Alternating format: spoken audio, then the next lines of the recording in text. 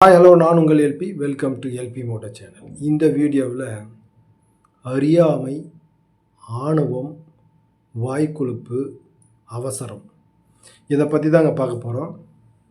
நிறைய பேர்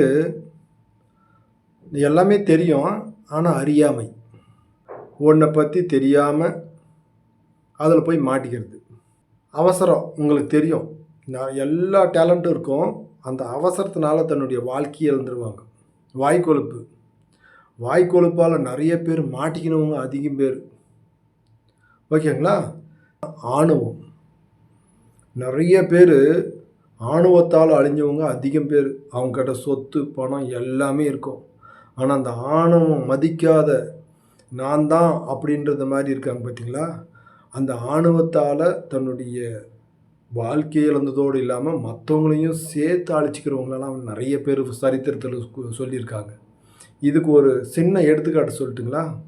மான் எவ்வளவு அழகாக இருந்தாலும் புலி அதை ரசித்து பார்ப்பதில்லை, புசித்தே பார்க்கிறது.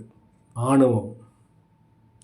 புலி மானை பார்த்தா ரசிக்குதுங்கன்றீங்களா? மான் எவ்வளோ அழகாக இருக்கிறது, ரசிக்குதுன்னு நினைக்கிறீங்க? அதை சாப்பிட்டு பார்க்கணுன்னு தான் ஆசைப்படுதுங்க. வாய்க்கொழுப்பு தெரியுங்களா? தவளை தான் போடுற சத்தத்தில், தவளை தான் போடும் சத்தத்தினாலே பாம்புக்கு இரையாகிறது. வாய்க்கொழுப்பு. எடுத்துக்காட்டு வாய்க்கொழுப்புங்க.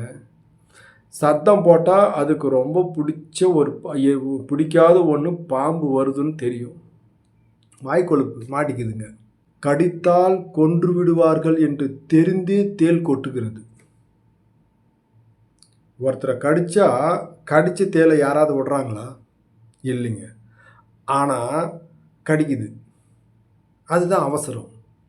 என்னத்துக்கு அவசரம்னே தெரில. அந்த மாதிரி மனிதர்கள் ஒவ்வொன்றா நம்மளை என்ன பண்ணியிருக்காங்க, அவசரத்தில் தன்னுடைய இப்படி ஒவ்வொன்றா நம்ம வாழ்க்கையில் இழந்து கொண்டே இருப்பதற்கு இந்த அவசரம், ஆணவம், வாய்க்கொழுப்பு, அறியாமை தான் மனிதர்களை பல இக்கட்டான சூழ்நிலை போய் அவனை மாட்டி வைக்குது. அப்போ நம்மளுக்கு எதுக்குங்க இந்த அவசரம், ஆணவம், வாய்க்கொழுப்பு, இந்த அறியாமையெல்லாம் விட்டு தள்ளுங்க. நம்மளுக்கு எது வேண்டுமோ, எந்த இடத்துல அவசரப்படக்கூடாதுன்னு நம்ம உள் மனசு சொல்லும். அதனால தான் நம்மளுக்கு 6வது அறிவு முடிச்சுட்டு 7வது அறிவுக்கு போகிறோம். அப்போ நம்ம எந்த இடத்துல அவசரம் காமிக்கக்கூடாது, நம்மளுக்கு எங்கே பேசணும், எங்கே பேசக்கூடாது, எங்கே மரியாதையாக பேசணும், எங்கே அவசரமாக செயல்படக்கூடாதுன்றது எல்லாமே நம்ம தெரிஞ்சுக்கணும்னு வச்சுங்களேன், வாழ்க்கையில் மிகப்பெரிய வெற்றி அடையலாம்.